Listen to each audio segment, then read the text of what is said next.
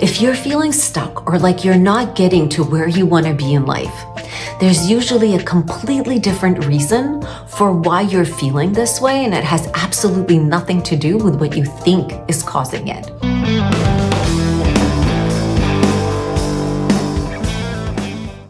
Hi, I'm Vicky. Welcome to my channel. Today we're going to delve into the topic of stuckness, and this is going to be based on the work that I'm doing with my coaching client. If you're new to my channel, I ask you to please comment, subscribe, engage, ask me questions. That's what I'm here for, to be of service to you. So let's delve right in. So this coaching client that I have, she is a very highly accomplished, ambitious woman. She's in her late 20s. She comes from a family of high achievers.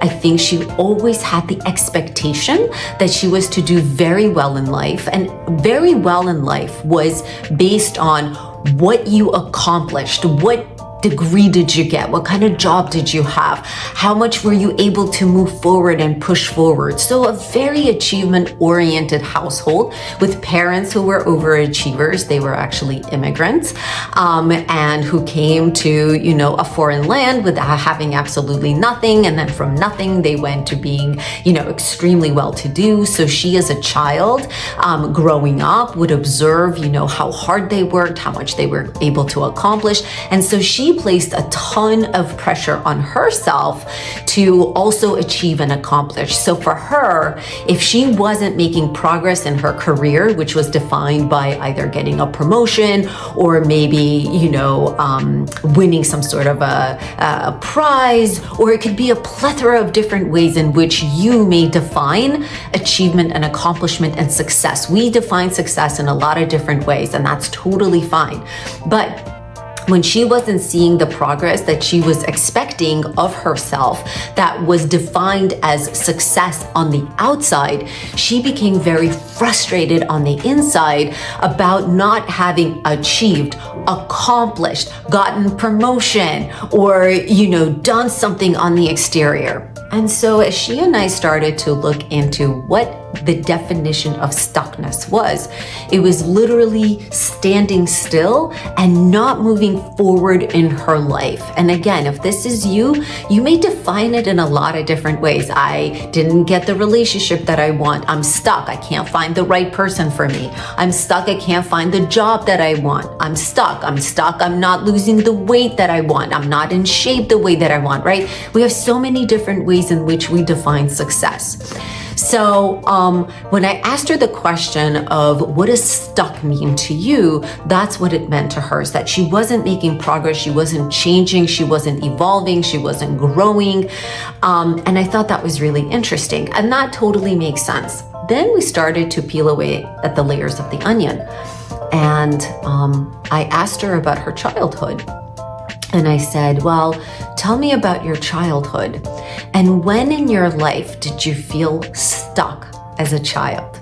And this is when the gold came out.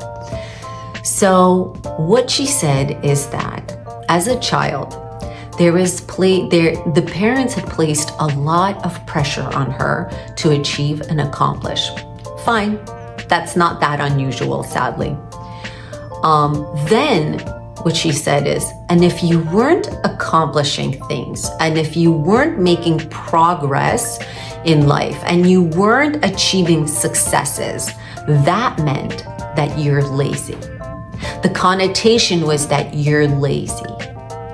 And in fact, they would call her lazy. Oh, you're so lazy. And I think it's so common for us as parents to call our children lazy, or for our parents to have called us lazy, right? Oh, you're so lazy. If you worked a little harder, if you studied a little harder, you would get better grades, you would get a better job, you would lose more weight, you wouldn't be such a slob, your room would be cleaner, right? Like there are so many different ways in which we can define laziness or call somebody, a reason for why we would call somebody lazy. And so when we uncovered that stuckness was equated with being lazy, that was a very painful childhood experience for her. And so I said to her, well, why don't you tell that younger part of yourself, you're allowed to be lazy in my body. You're allowed to to be lazy in my body? What if instead of rejecting that part of you, you embraced and you loved that part of you? Now, this goes to internal family systems. If you're familiar with that at all, if you're not, I highly recommend looking into it. But that is when we start to see the child patterns in us and what happened to us in childhood. And when we start to embrace us as the children, as the imperfections, as the patterns that are stored up in our bodies. And instead of making them impermissible parts of you, you make them very permissible and you make them very welcome. And so if you're equating stuckness, if you're feeling like, oh, I'm not making progress in life, therefore I must be lazy, therefore I must be a failure, therefore I must be, ashamed. If you equate stuckness with all of those parts of you, what I'd encourage you to do is, instead of saying, oh my God, I'm so stuck. Yes, on the exterior, you might be stuck, but on the interior, what you might be doing is you might be feeling all of these emotions and patterns that are coming up for you. So they could be shame, lazy, unworthy. I'm stuck because I'm unworthy of getting the thing that I want. When in fact, the stuckness is such a blessing because it's forcing you to shine a light on what is happening for you. But if you are equating all of these patterns and emotions with being stuck, what I urge you to do is don't focus on getting ahead in life. Don't focus on the goal. Focus on what healing you need to do on the inside. What pattern do you need to see? Laziness, shame, guilt, unworthy, failure. Those tend to be the associations that we have with stuckness. And it is only when you see that pattern that you can accept it, embrace it, breathe it in, and allow it to exit you. And when you're feeling lighter because you've seen it, because you've cried it out, because you've breathed it out, that is when you finally can reset your energy. And that is when you can get the clarity on what you need to do so that you don't feel so stuck and so that you're not so stuck. But you cannot change your outside until you change your inside.